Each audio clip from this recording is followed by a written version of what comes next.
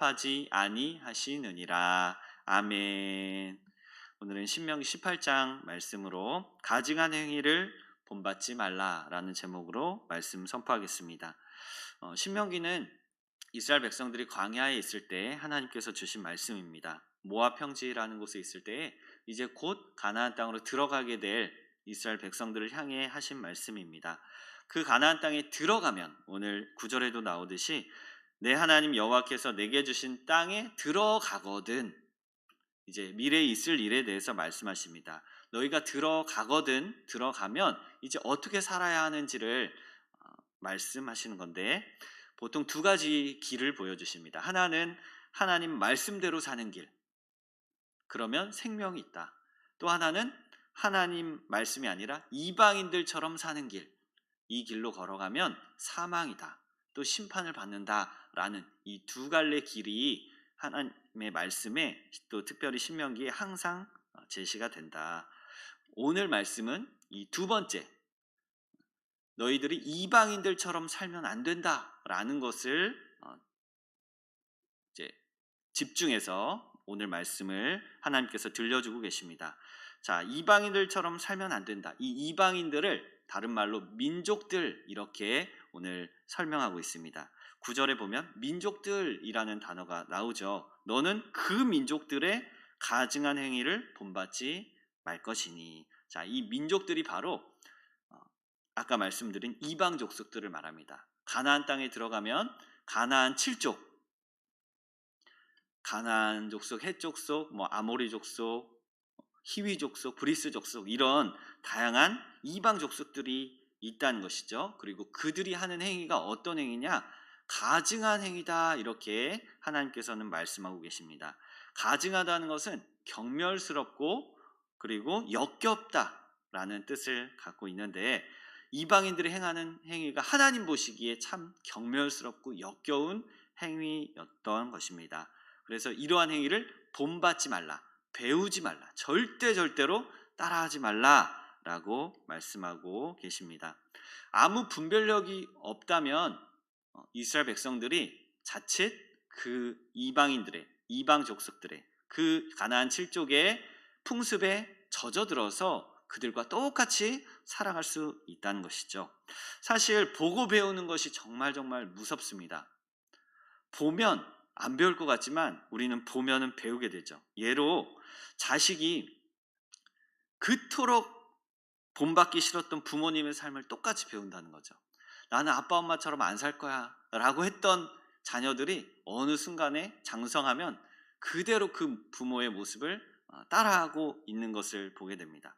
또 학생들이 저 선생님은 정말 안 따라해야겠다, 본받지 말아야겠다 라고 하지만 어느 순간에 그 선생님의 삶을 똑같이 배우는 경우도 우리는 종종 보곤 합니다. 이스라엘 백성들도 마찬가지로 보고 배울까 하나님께서 염려하신 거죠. 왜냐하면 가나안 땅, 하나님의 약속의 땅은, 그곳에는 하나님을 잘 믿는 사람들이 있었던 것이 아닙니다. 그곳에는 하나님을 전혀 모르는 이방인들, 전혀 알지 못하는 이방 족속들이 살고 있었고, 그들은 우상 숭배와 각종 미신들을 섬기고 있었기 때문입니다. 그래서 거기 들어갔다가 그걸 보고 자신들도 모르게 이방 풍습에 물들까 봐 하나님께서는 염려하신 거죠. 또한 약속의 땅에 들어갔다는 그 감격이 이스라엘 백성들에게는 있을 겁니다. 와, 우리가 홍해도 건너고 이제 요단강도 건너고 드디어 하나님의 광야를 거쳐서 하나님의 약속 땅에 들어갔다 라고 이제 벅찬 감격과 감동을 가지고 그 땅에 들어갈 텐데, 그때 자칫 또 방심할 수 있다는 거죠. 사람이 들뜨면 이제 방심하게 됩니다. 그러다 보면 고린도전서 말씀처럼 선줄로 생각하는 자는 넘어질까 조심하라. 우리가 하나님 말씀에 이렇게 투철하게 무장되어서 그 땅을 정복하러 간다라고 생각하고 마치 우리가 다 이룬 것처럼 이렇게 생각하고 들어갔다가 자칫 그 이방 문화에 물들 수 있다라는 것을 하나님이 경계하고 계신 거죠.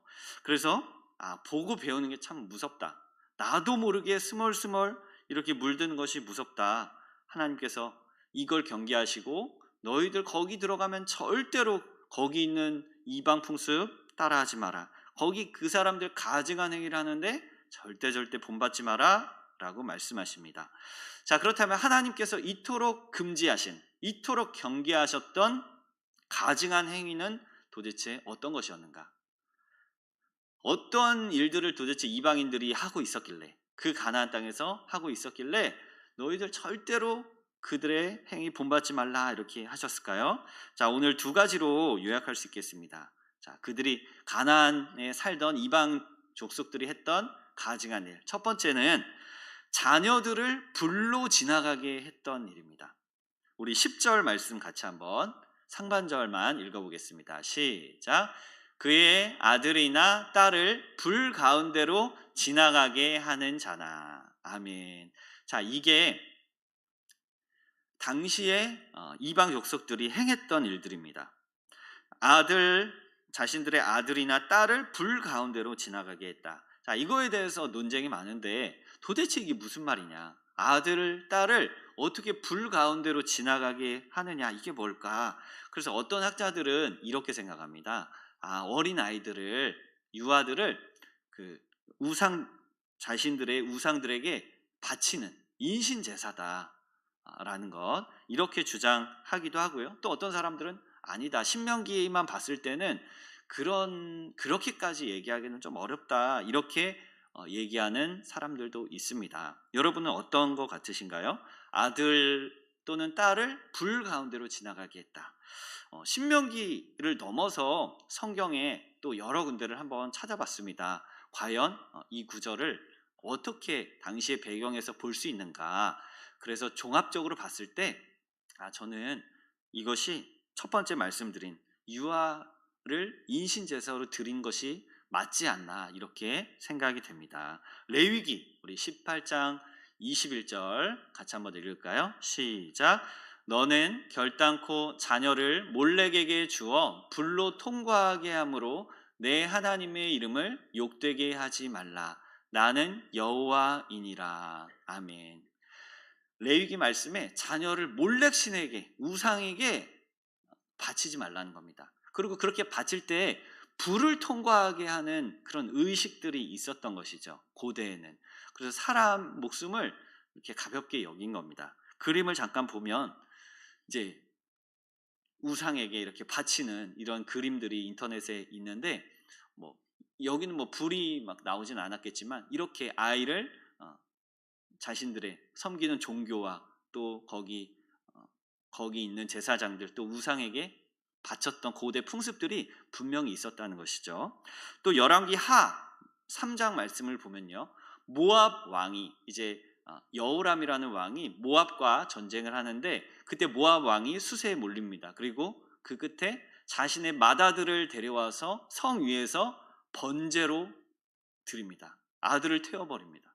이게 실제로 이스라엘 역사 가운데 있었던 이방인들의 풍습이었던 거죠. 자, 또 예레미야에 보면요, 근데 이방인들만 그런 게 아닙니다. 유다 자손들이 그들의 자녀들을 불에 살랐다. 이게 실제로 성경의 역사인 거죠. 그런데 이것은 절대로 하나님의 명령은 아니었습니다. 내가 명령하지도 아니하였고 하나님 마음에 한 번도 이런 걸 생각하지도 않으셨다. 그러니 얼마나 이들이 가증한 것인가, 그들의 행위가 하나님 앞에서 가증했는가, 이것을 우리가 알 수 있겠죠. 이뿐만이 아닙니다. 에스겔서에도 보면 자녀를 그들에게 데리고 가서 드려 제물로 삼아 불살랐다. 여러분, 한두 구절이 아닙니다. 자녀들을 죽여 우상에게 넘겨 불 가운데로 지나가게 했다.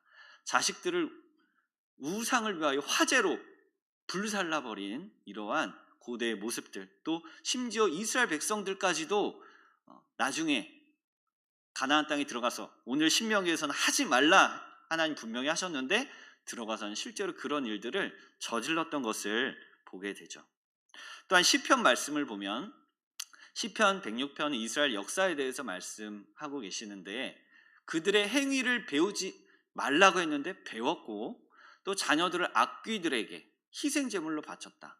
자녀의 피를 흘려 가나안의 우상들에게 제사했다. 이러한 정말 다양한, 이 외에도 정말 더 많은 구절들이 나와 있습니다. 그래서 오늘 신명기 말씀도 이런 이스라엘의 역사를 봤을 때 또 불 가운데로 지나가게 했다라는 어떤 힌트를 통해서 그들이 당시에 이방인들이 아이를 자신들의 우상에게 바치는 그런 문화가 있었구나, 이렇게 우리가 맞다라고 생각할 수 있겠습니다. 자, 그런데 중요한 것은 어떻게 이럴 수 있느냐는 겁니다. 어떻게 이성을 가진 인간들이 아무리 고대라고 해도 어떻게 이게 제정신으로 자신의 자녀들을 불 가운데로 지나가게 할 수 있는가? 여러분 같으면 그러실 수 있을까요? 어떻게 되었길래, 어떤 사람들이었길래 도대체 아들, 딸 그렇게 사랑하는, 또 자기 배 아파서 낳은 그런 자녀들을 어떻게 불 가운데로 이방신들에게 제물로 바칠 수 있는가? 왜 그랬을까요? 이것은 그때나 지금이나 철저하게 사탄의 역사인 겁니다. 사탄 마귀가 사람들을 사로잡으면, 사람의 영혼을 압도해서 사로잡아 버리면 이보다 더한 죄악들도 범할 수 있는 거죠. 이게 악한 영의 역사입니다. 그러니까 이방 족속들은 결국에 이 악한 영에 아주 매몰되고 사로잡힌 사람들이었다는 거죠. 그러니 그들이 이성을 잃어버리고 분별력을 다 상실해 버린 겁니다.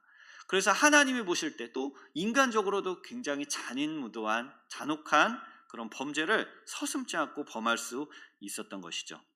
그래서 영적인 것이 참 무섭다는 겁니다. 영적인 것이 결국에 사람을 컨트롤하고 사람을 움직이는 아주 중요한 부분이라는 거죠. 하나님은 이러한 이방 풍습을 그래서 싫어하신 겁니다.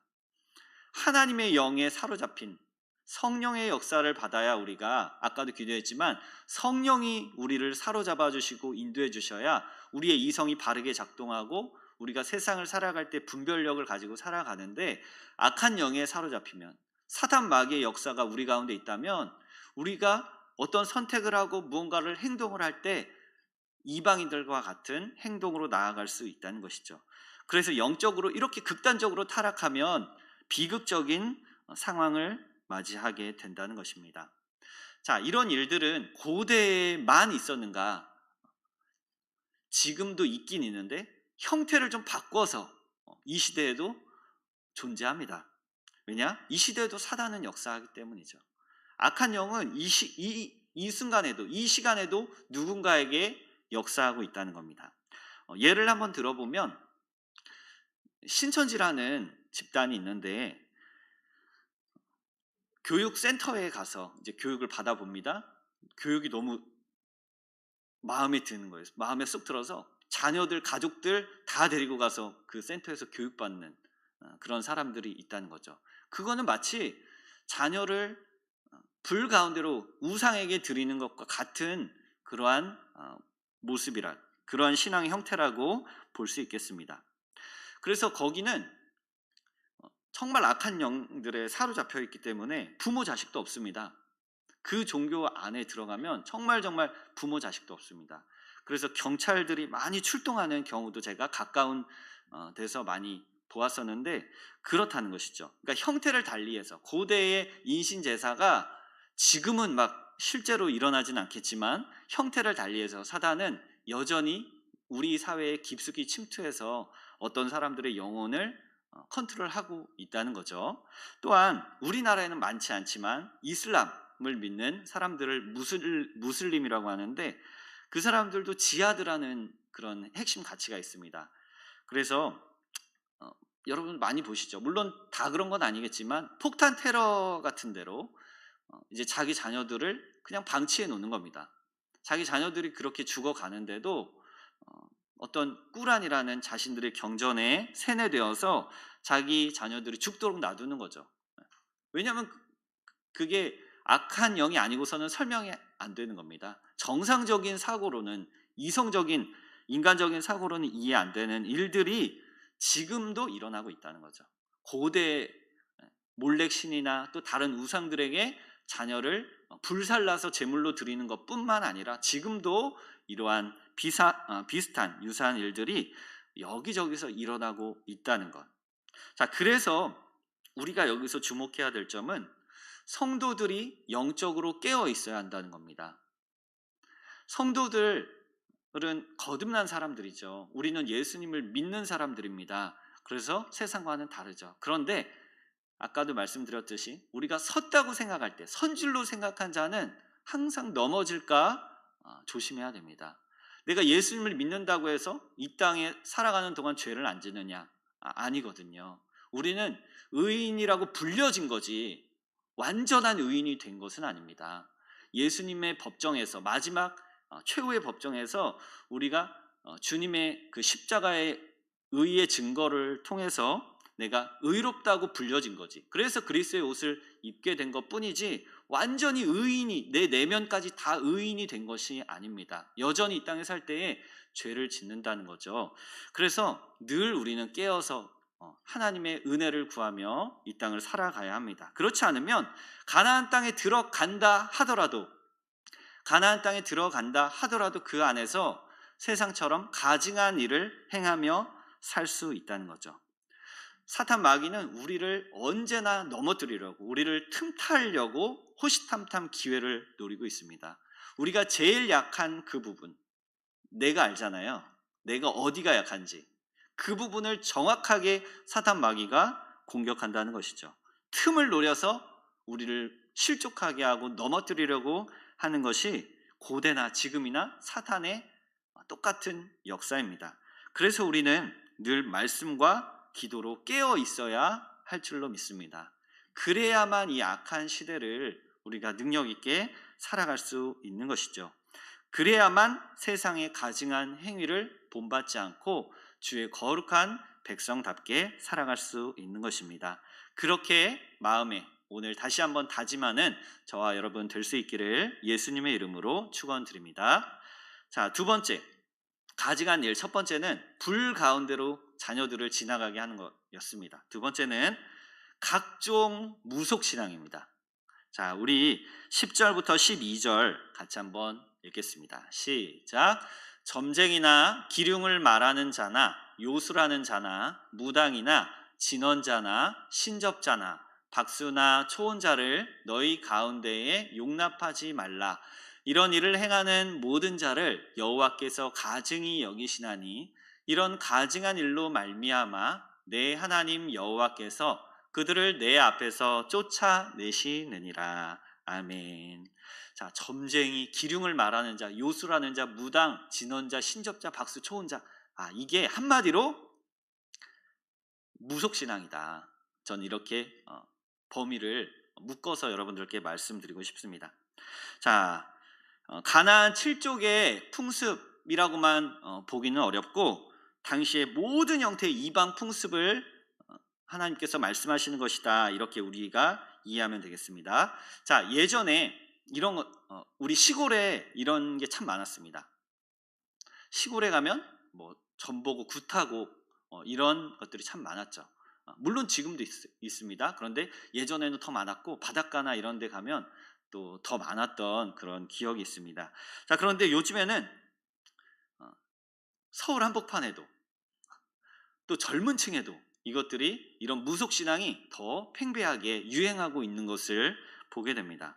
동네 길을 걷다 보면, 골목길을 이제 이렇게 다니다 보면 점집 표시도 많죠. 그 동네마다 좀 차이가 있는데 그런 동네들이 여전히 많이 있습니다. 젊은 사람들도 점집을 많이 다닌다고 하죠. 그래서 제가 작년에 나온 기사를 한번 찾아봤습니다. 작년에 나온 기사를 한번 봤어요. 어떤 앱의 회원들을 대상으로 10대, 20대, 30대를 대상으로 이제 조사한 그러한 설문이 있었는데 응답자의 90%가 점집에 가보거나 운세를 봐봤다라고 답을 했다는 겁니다. 작년 기준입니다. 그래서 10명 중에 9명이 이 무속 신앙을 어떤 식으로든 경험했다라는 것을 그 설문이 보여주고 있었습니다. 또한 신년에는 이 용하다는 그 점집에 가려면 3개월을 기다려야 된다. 여러분 이런 얘기 들어보셨습니까? 저 기사 보면서 처음 봤습니다. 네, 그 용하다는 곳에 마치 병원 가듯이 대기자를 걸어놓고 거기서 기다려야만 그 무당을 만날 수 있는 이런 문화도 있더라. 자, 또 운세를 보는 그 빈도수를 물어보니까 1년에 한 번 본다 25%, 반년에 한 번 본다 25%, 일주일에 한 번 13%, 한 달에 한 번 13%, 한 달에 두세 번 12%, 매일 본다 10%. 매일 자신의 오늘 집 밖을 나가면 무슨 일이 있을지 매일 그걸 들여다보고 있는 사람도 있다는 거죠. 자, 우리나라는 참 무속신앙의 지배를 많이 받고 있는 것 같습니다. 역사적으로도 항상 그래 왔는데 지금도 거기에서 벗어나지 못한 모습이다. 그리고 특별히 젊은 층으로 이게 점점 확대되면서 사탄의 그런 영향력들이 더 커지고 있다는 것을 생각해 보게 됩니다. 요즘에 아마 미래가 불안해서 미래를 알고 싶은 마음의 사람들이 그런 무속신앙에 미혹이 많이 되지 않나 생각이 됩니다. 요즘엔 핸드폰으로도 쉽게 볼 수 있죠. 포털 사이트에 들어가면 오늘의 운세를 어린 아이들도 쉽게 접하고, 또 방송을 보면 연예인들이 나오는 프로들을 보면 무당이 했던 말들을 그대로 무당이 어떻게 하라더라 이런 얘기도 서슴지 않고 부끄럼 없이 하는 얘기도 듣게 됩니다. 또 예능 프로를 보면 고사 지내는 이런 것들도 그대로 여과 없이 방송되는 것을 보면서 참 우리나라가 무속신앙을 좋아한다. 젊은 층이건 또 장년층이건 상관없이 무속신앙이 아주 세뇌되어 있다. 지배받고 있다라는 것을 보면 참 안타까움을 금할 수 없습니다. 자, 이게 우리 현실입니다. 이게 마치 가나안 땅, 당시에 이스라엘 백성들이 이제 막 들어가려고 했던 그 가나안 땅의 모습처럼 우리나라, 우리가 살고 있는 이 땅이 그러한 모습이라는 거죠. 자, 그러나 성도된 우리는, 이 시대를 살아가는 우리는 어떻게 살아야 하는가? 이게 세상의 흐름이라면 우린 이걸 거슬러야 한다는 겁니다. 이걸 우리 안에서 용납하지 말아야 된다는 겁니다. 철저하게 끊어내야 한다는 거죠. 분별력을 가지고 이런 미혹하는 악한 영의 세력들을 거부하고 끊어내야 하는 겁니다. 또 우리 자녀들에게 가르쳐 줘야 됩니다. 우리 자녀들은 무방비 상태로 당하고 있습니다. 뭐가 무당이고 또 요술을 행하고 미래를 보고 죽은 자의 영혼을 살려내고 이러한 신비주의, 거짓된 신비주의에 또 거짓된 무속신앙에 깊이 빠지게 되는 무방비 상태로 있기 때문에 우리 자녀들에게 이러면 안 된다라는 것을 명확하게 우리들이 가르쳐 주어야 합니다. 이건 하나님이 가증하게 여기시는 거다. 성경에 봐라. 이스라엘 백성에게도 이렇게 말씀하셨듯이 그리스도 안에 성도된 우리들에게도 여전히 동일한 메시지를 우리가 받아야 한다라는 걸 우리 자녀들에게 꼭 알려주어야 합니다. 왜냐하면 미래라는 건 아직 오지 않은 시간인데 그 시간은 오직 하나님께만 속했기 때문입니다. 신명기 29장 29절에 보면 감추어진 일은 예전 번역에는 오묘한 일은 이랬는데 감추어진 일은 오직 우리 하나님 여호와께 속했다. 우리가 아직 살아보지 않은 그 미래는 하나님의 머릿속에만 있는 것입니다. 절대로 우리가 그것을 알 수 없고 알려고 해서도 안 된다는 거죠. 그래서 점쟁이나 무당을 통해서 그 미래를 알려고 한다면 하나님 앞에 가증하다라고 정죄받게 될 것입니다. 철저하게 우리는 무속신앙으로 나아가려는 또 우리 주변에 그런 유혹이 많을 텐데 절대로 여기에 넘어가거나 우리의 마음을 빼앗기지 말아야겠다라는 거죠. 참 어렵죠. 주변에 그런 유혹들이 많습니다. 그런데 우리가 그런 유혹들을 반드시 끊어내는 그런 용기가 필요하다. 이 대신에 우리는 말씀을 읽어야 된다는 겁니다. 세상 점쟁이나 무당이 하는 말을 철석같이 믿는 사람들이 있죠. 하나님 말씀보다 그런 얘기들을 철석같이 믿으면서 그 말씀에 순종하면서 살아가는 사람들도 있다는 거죠. 그런데 그들의 말에 휩쓸려서 인생을 허비하는 것이 아니라 대신에 말씀을 따라 말씀을 읽으면서 우리가 우리의 인생을 하나님 앞에 쏟아야 합니다. 그러면 그 말씀 속에서 하나님이 우리가 살아갈 앞으로의 어떻게 살아가야 될지도 알려주시고 우리를 향한 뜻과 계획을 보여주실 겁니다. 왜냐하면 하나님은 말씀 속에서 우리를 향한 모든 계획들을 보여주셨거든요. 우리가 기도하면서 그 말씀을 읽으면서 성령의 인도를 따라 하나님과 깊이 교제하는 것이 점쟁이나 무당과 교제하는 것보다 훨씬 낫다. 비교할 수 없을 만큼 또 건전하고 유익하다. 그래서 우리가 말씀과 기도로 늘 깨어 있어야 하나님이 기뻐하시는 신앙의 모습으로 나아갈 수 있다라는 것을 우리 마음에 다시 한번 새기는 저와 여러분 될 수 있기를 예수님의 이름으로 축원드립니다. 자, 여기까지 해서 이방의 가증한 행위를 본받지 말라라는 말씀이 이제 우리에게 들려졌죠. 처음에는 불 가운데로 자녀들을 지나가게 하는 것, 두 번째는 무속신앙을 너희가 용납하지 말고 끊어내야 한다라는 것. 그래서 가증한 행위를 본받지 말라. 여기까지 우리가 말씀이 맞춰졌는데 여기서 하나님은 한 가지를 더 원하십니다. 그냥 소극적으로 하지 말아라, 가증한 행위 본받지 말아라 라고만 하신 걸로 끝난 게 아니라 한 가지 더 적극적으로 우리에게 요구하시는 게 있습니다. 그게 뭐냐? 바로 오늘 신명기 18장 13절입니다. 우리 같이 한번 읽을까요? 시작. 너는 내 하나님 여호와 앞에서 완전하라. 우리 한 번 더 읽습니다. 시작. 너는 내 하나님 여호와 앞에서 완전하라. 아멘. 가증한 행위를 본받지 말라 정도가 아니라 이제는 더 나아가서 완전하라, 하나님 앞에서 완전하라 라는 적극적인 명령을 이스라엘 백성들에게 하고 계십니다. 여기서 완전이라는 건 필요한 것이 모두 갖춰져서 모자라거나 흠이 없다라는 뜻이 있습니다. 모든 것이 완벽하다라는 단어와 상당히 유사하죠. 그래서 이것을 우리 성도들의 삶에 적용해 보면 이런 겁니다.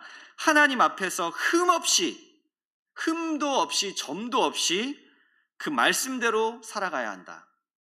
저와 여러분이 하나님 앞에서 흠 없이 그 말씀대로 충성하며 온 마음을 다해서 하나님만을 의지해야 된다. 이것이 바로 너희는 완전하라 라는 하나님의 명령입니다. 이것은 아브라함에게도 하나님이 하셨습니다. 창세기 17장에 보면 너는 내 앞에서 행하여 완전하라. 하나님은 자기 백성들이 완전하기를 원하십니다. 잠언에도 완전한 자가 받는 복에 대해서 많이 여러 구절에 나오는 것을 우리가 볼 수 있죠. 자, 그런데 여기서 정말 어려운 게 있습니다. 우리의 마음을 참 어렵게 하는, 참 우리의 마음이 어려워지는 부분이 있는데 그게 뭐냐? 우리는 전혀 완전하지 않다는 겁니다. 이게 우리의 마음을 참 힘들게 하는 거죠. 하나님의 명령을 들을 때 그래 내가 완전할 수 있겠다라는 마음이 들면 우리가 그 말씀대로 살아갈 텐데 완전하라 하는 순간에 우리는 힘이 빠져버립니다. 왜냐하면 하나님은 완전하시지만 완전을 우리에게 요구하시지만 우리는 전혀 완전하지 못하거든요. 내 삶을 보십시오. 어제도 무너졌고 오늘도 무너지는데 어제도 때로는 가증한 일로 하나님 앞에 범죄하고 오늘도 그렇게 죄를 지으며 살아가는데 어떻게 하나님 앞에 우리가 완전할 수 있겠습니까? 그렇기 때문에 이 완전하라라는 명령이 때로는 부담이 되고 우리의 힘을 빠지게 한다는 거죠. 자, 그렇다면 어떻게 우리가 분명히 이건 하나님의 말씀이라서 이 말씀대로 살아가고 순종하기는 해야 되는데 그렇다면 우리는 어떻게 이 말씀을 따라가고 순종할 수 있겠는가? 완전하라, 아유 못해요, 이게 아니라 아니 어떻게 할 수 있는가? 라는 것을 우리는 고민해야 한다는 거죠. 우리는 늘 불완전합니다. 늘 죄 덩어리로 우리는 살아갑니다. 우리의 존재가 그렇다는 것이죠. 그러면 어떻게 완전하라는 주의 말씀을 온전히 지킬 수 있겠는가? 어떻게 하면 될까요? 예수님을 믿고 의지하면 가능한 겁니다. 예수님은 완전하시기 때문에, 예수님은 흠이 없으신 어린 양이시기 때문에 그 어린 양이 십자가에서 죽으심으로 흘리신 피로 인하여 그 피의 권세와 능력을 우리가 힘입으면 얼마든지 주의 말씀을 적극적으로 순종할 수 있다는 겁니다. 그래서 나는 못하는데 나는 불완전해서 주의 말씀을 지킬 수 없지만 우리가 예수님을 의지해서 모든 율법을 성취하신 그 예수님의 십자가의 공로를 의지해서 주님의 말씀에 주님 순종하겠습니다라고 나아갈 수 있다는 거죠. 여러분, 완전은 내가 이루는 것이 아닙니다. 내가 이루는 것이 아니라 주님의 은혜로 이루어지는 것입니다. 이것을 우리가 기억해야 합니다. 내가 완전해야지, 완전을 추구하면 추구할수록 우리는 완전에서 멀어지는 나 자신을 발견하게 될 것입니다. 그러나 주님의 은혜가 우리에게 임하면 주님이 완전하게 해 주셨기 때문에 우리는 주님, 내가 불완전하지만 그럼에도 주님을 붙들고 의지해서 순종하겠습니다 라고 마음에 소원하고 다짐할 수 있는 것입니다. 우리 시편 119편 80편, 그래서 이러한 기도로 나아가야 합니다. 빨간색 글씨 우리 같이 한번 읽을까요? 시작. 완전하게 하사. 다시 한번요. 완전하게 하사. 이게 정말 중요한 우리의 기도가 되어야 할 줄로 믿습니다. 내가 완전하겠습니다 이게 아니라 주님 완전하게 해 주십시오 라는 기도와 간구로 주님 앞에 나아가는 겁니다. 이 고백은 내가 완전하지 못하다는 그 인정인 동시에 하나님의 은혜를 구하는 기도가 됩니다. 주님 완전하게 하여 주시옵소서. 그리스도를 의지하며 나아가오니 내가 기쁨으로 기꺼이 주의 말씀을 따라갈 수 있도록 힘과 능력과 용기를 주옵소서. 은혜를 주옵소서. 완전하신 주님을 힘입겠습니다. 그 은혜를 저에게 주십시오 라는 기도인 것이죠. 그때에 우리는 불완전하지만 날마다 넘어지는 죄인이지만 그럼에도 불구하고 적극적으로 다시 일어나 하나님의 말씀에 불일 듯 순종하며 충성하는 주의 자녀들이 될 줄로 믿습니다. 이 은혜가 있어야 우리는 살아갈 수 있습니다. 이 은혜 없이 내 힘으로 내 노력으로 완전을 이루려고 하는 것은 불가능하다.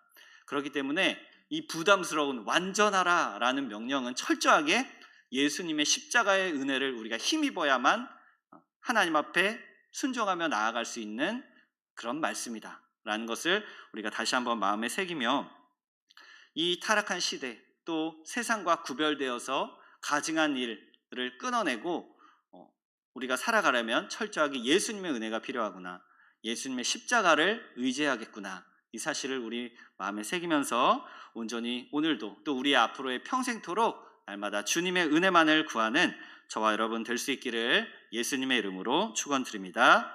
우리 두 가지 기도 제목 놓고 한번 기도하겠습니다.